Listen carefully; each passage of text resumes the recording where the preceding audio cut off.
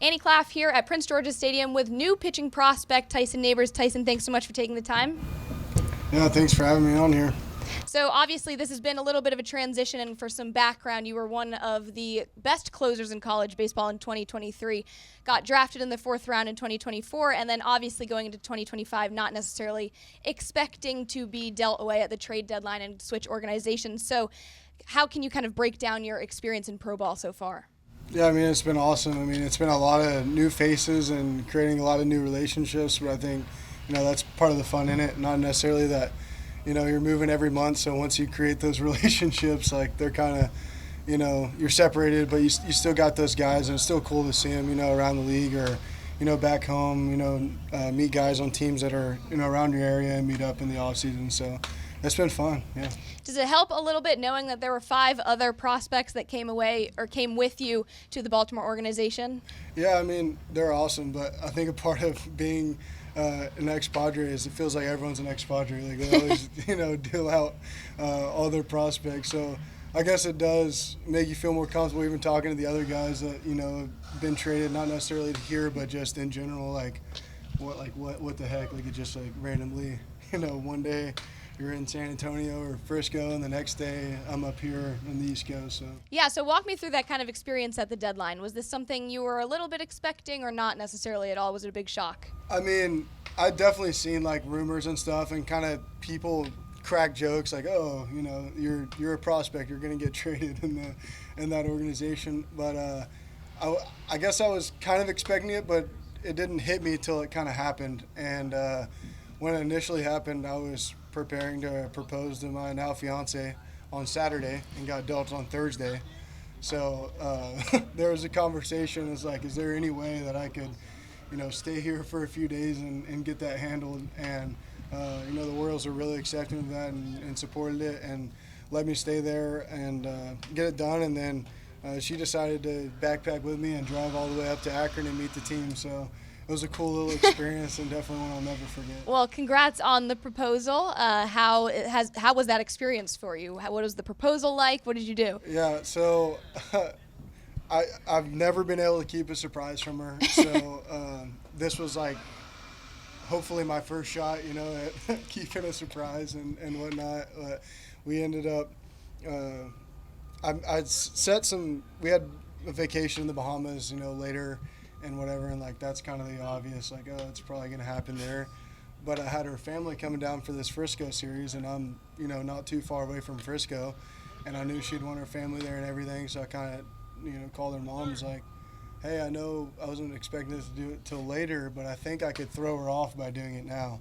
And we found a spot in the Dallas Arboretum. It's a beautiful, flower garden and stuff, and there was a kind of tree arches and everything, and it was family pictures for her family, and like, hey, y'all should get some pictures. And we did a little spin like you're dancing, and as her back's turned, I kind of pulled it out of my back pocket and got on one knee. So it was awesome having her family there, my family there, and just everyone to enjoy that special moment. So. That's awesome. Well, congrats on that huge life moment, especially on top of another one, switching organizations. So we'll get into the baseball side of things now. You, I guess, growing up and throughout college baseball, you kind of focused heavily and were very intrigued by the analytics side of baseball and the analytical aspect. So what, for you, do you like so much about that? I think it was just something growing up, I was a football player. I played baseball, but it was kind of a side type of thing. And so I was really behind on the pitching side. I didn't start pitching until sophomore, junior high school. And once I got into college and kind of got introduced into analytics, it was okay, this is something that maybe not everyone's looking at, that maybe I can look at and use to, my advantage as far as pitch shapes, usage, tunneling, all that type of stuff. So I kind of went all in on YouTube and different coaches, different resources that coaches had, to whether it's looking up or having conversations on the phone, just to truly understand, ball movement and what I can do to ultimately strike out hitters or get guys to make weak contact. Would you kind of credit analytics and that research that you were doing yourself and with other people and on YouTube to how good of a pitcher you were in college and the process to getting drafted? I think so, but I mean, obviously, it's a bunch of factors. It's not just analytics. Like, you can know all the numbers in the world, but if one, you can't do it, or you don't have the coaches, that allow you to use stuff like that and help you dive deep into it, I probably wouldn't have had as much success. So, Can you give a bit of a breakdown for each of your pitch offerings? yeah, I mean, it's ride, four-seam, fastball. Typically, they'd say 18 inches or above is considered, pretty good induced vertical break to create, that flatter angle and that rising effect. And I'm around like 20 or so. And then the 12-6 curveball, just coming kind of right out of that tunnel from being high arm slot guy.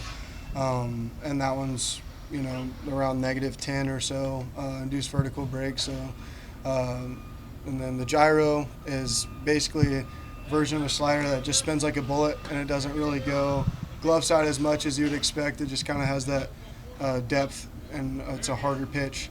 And those are kind of the three pitches I use. I tinker every once in a while with some others, but those are the three that are getting used in the game right now.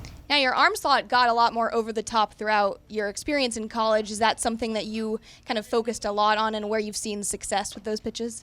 Yeah, I think my freshman year was horrible. I know it was horrible. I don't think it was horrible. And I went back and looked, and I was just really inconsistent. Like, sometimes it'd be 89, 92, other times it'd be 95, 96, and I was like, what's the difference? And it looked like a lot of times when I'd throw harder, I'd go from, a lower three-quarter slot to like raise up to like a traditional three-quarter or maybe even a high three-quarter. And I just kind of leaned into that. I was like, it'd be cool to throw harder. And then once I started diving into the analytics and stuff, I saw that, the ball was carrying a lot more than was to be expected. So I was like, let's just shape the arsenal around, that. And that's when I added the curveball and the gyro. I know it's early with this new organization, but have you noticed any difference with how the Orioles as an organization use analytics and sabermetrics compared to the Padres? I mean, they both definitely use them. I think every organization's obviously going to value different things in analytics as far as like stuff-wise, pitch movement, creation, stuff like that. But I definitely like where the Orioles are at with that, and they also do a good job, looks like, in biomechanics and using your body more efficiently and put less stress on the arm, and obviously then goal to throw harder. So I'm looking forward to diving into that in spring training and really improving for this next year. So then with this Orioles organization specifically, have you noticed or do you look up to any of the pitchers right now that are at the big league level? Obviously, Felix Bautista is an elite closer. He just got injured, got surgery today. But do you look at any of the pitchers at the big league level that you really look up to?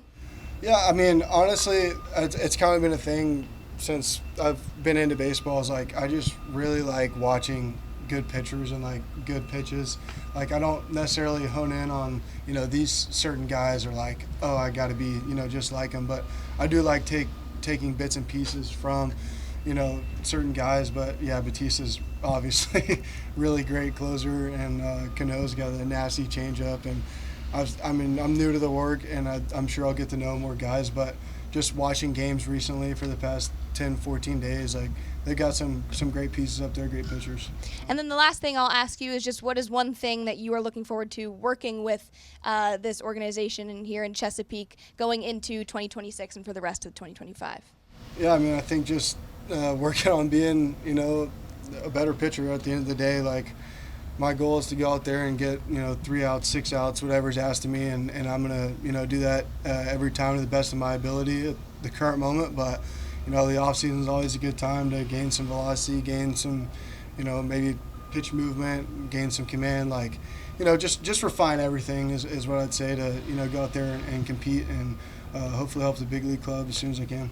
Awesome. Tyson, thanks so much, and best of luck with the new club. Thank you.